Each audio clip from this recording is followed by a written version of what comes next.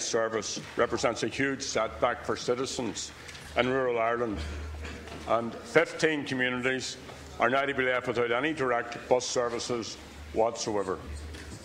Dozens more will experience drastic cuts to vital bus links.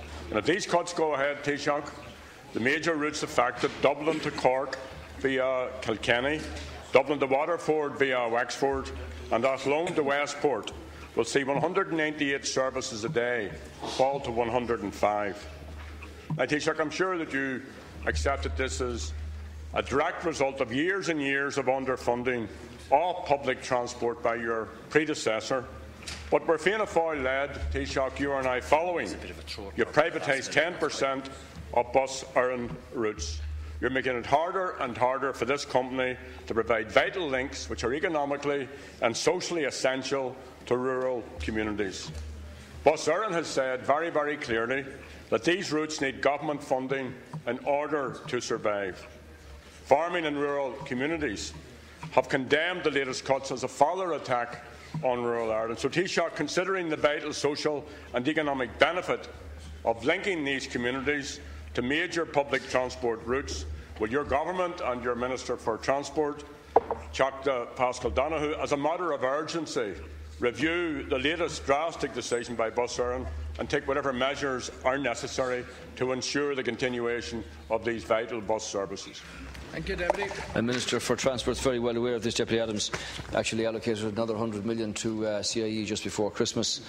The National Transport Authority, as you know, has a fundamentally important role to play here in assisting the response to changes in services that apply that have an impact in rural areas. It's also important to note that the public service obligation funding for transport is 210 million per annum, and that it's important that be allocated for the socially necessary services, particularly in rural areas. Now, Minister Donoghue and the Department will obviously continue to work with the NTA on the wider issues around rural transport across the country. It's important to state at Count Corla that Bus Éireann operate three kinds of services: provincial city services, rural stage carriage services and intercity services. And Bus Éireann will get a public service obligation of 31.9 million in 2015 under contract with the National Transport Authority for the provincial city and rural carriage services. Bus Éireann receive no state funding for the commercial expressway intracity services, and Bus Éireann also have to fund the purchase of buses for expressway services from within its own resources. So the expressway services are commercial services operated in competition with private operators, as the Deputy is aware, on the main trunk routes and motorways, and they're licensed by the National Transport Authority. So by their very nature, commercial services cannot and do not receive any public service obligation funding from the Exchequer. So all of these commercial operators will only provide services where it's commercially advantageous for them to do so. And when you see the traffic on the main routes now between the intercities, obviously from a commercial perspective, if a bus has to leave the main motorway and go through elements of the rural countryside, and that has an impact obviously on the commercial decision that they make in the first place. So the first thing to say to you, Deputy Adams, is that at the meeting in Castlecomer last night, at the meeting in Castlecomer last night. At the meeting in I don't know, were you in Castlecomer last night, Deputy? Deputy I don't know whether you were. Deputy Adams' I don't know whether they were down in Castlecomer last night or not. But anyway, Bus Éireann have agreed to postpone the changes to Route 7 on those services until the summer. And they're examining now what might be the appropriate PSO service to put in place if funding were to be made available for that. And they're working with Bus Éireann in that context. The NTA has also been contacted regarding changes on the expressway Route 5 service from Waterford. And in view of these changes, Bus Éireann plan to extend the Route 4, which is the Dublin-Waterford to New Ross, in order to maintain a link between New Ross and Waterford.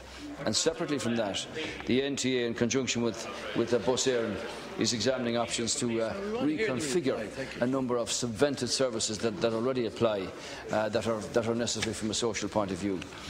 Bus Éireann has no immediate plans to consider the withdrawal of the Athlone to Westport service, but they did refer to it as an example of the commercial challenges which face any company from private enterprise in operating a service like this in a very competitive bus market at Concordia. Deputy Adams, thank you.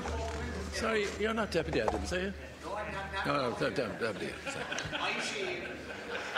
He's quite capable of handling it himself. I don't think it. Thank you, Deputy Adams. I'm just trying to decipher from what you said to me, that sort of blizzard of detail. Are you going to continue with these services or not? And you outlined that the expressway service was a commercial service, and then you went on to say that they will only provide services where it is commercially advantageous for them to do so. A huge argument for public services, Taoiseach, if you don't mind me saying so. At your conference at the weekend, you promised $4 billion to rural Ireland, and now you're going to cut 180 services a day to 105. Now, let me say what I say to you an awful lot of times. Citizens have rights. That includes public services no matter where they live. And your government, Taoiseach, has been a disaster for rural Ireland. You're cutting their services, whether it's rural schools, Garda stations, health services, post offices. People go off the main roads, you're into potholed boreens. Small and medium businesses are starved of credit. Look into any of our villages or towns up the main streets, see how they're simply dying on their feet because they're neglected by the government. We now have a situation where some communities are going to be left without GPs. And your government has consistently made, and you're a rural TD, have consistently made living in rural Ireland more difficult. And coming from Mayo, you obviously know the effects in rural communities of the scattering of 500,000 of our young people over the last 8 years. You've also cut transport services, including Éireann Road Éireann. You've increased costs for private car users. So, Taoiseach, Bus Éireann is an essential part of our public transport network. It does provide a good quality service to a large number of towns and villages which would otherwise be isolated. And the private model that you have outlined does not work in the interest of rural communities. And let me tell you this, the outworking of this policy of yours will mean a less efficient, less reliable services.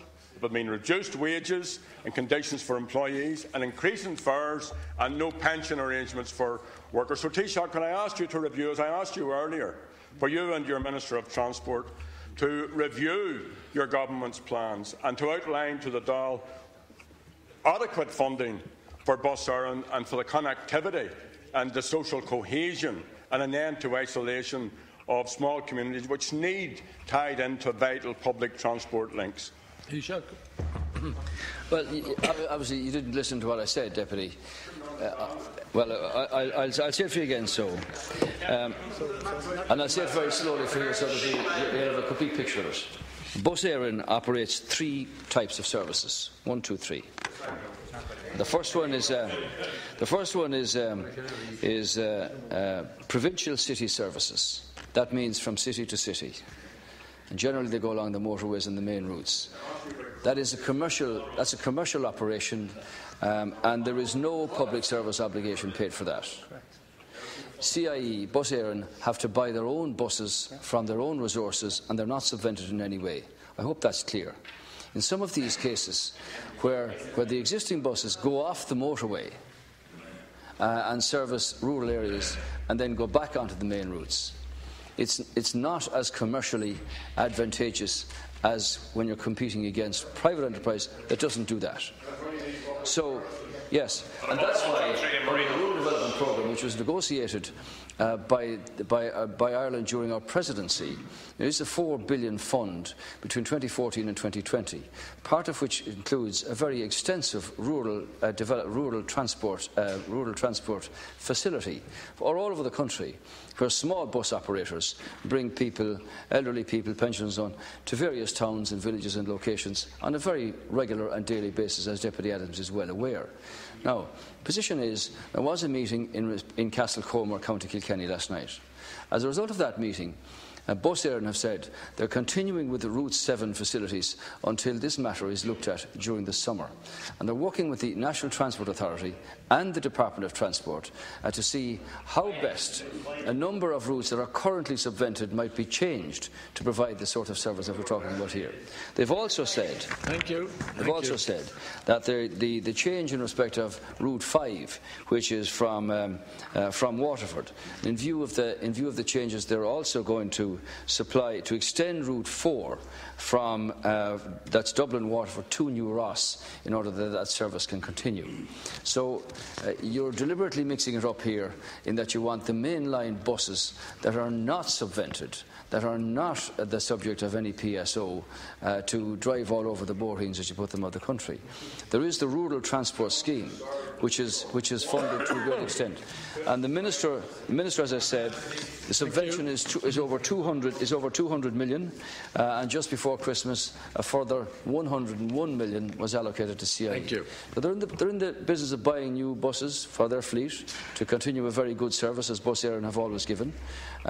So the changes that are being made here are the subject now of work between the Department of Transport, NTA, and Bus Éireann, and I hope that out of that, that the situation can continue where services can be provided to people.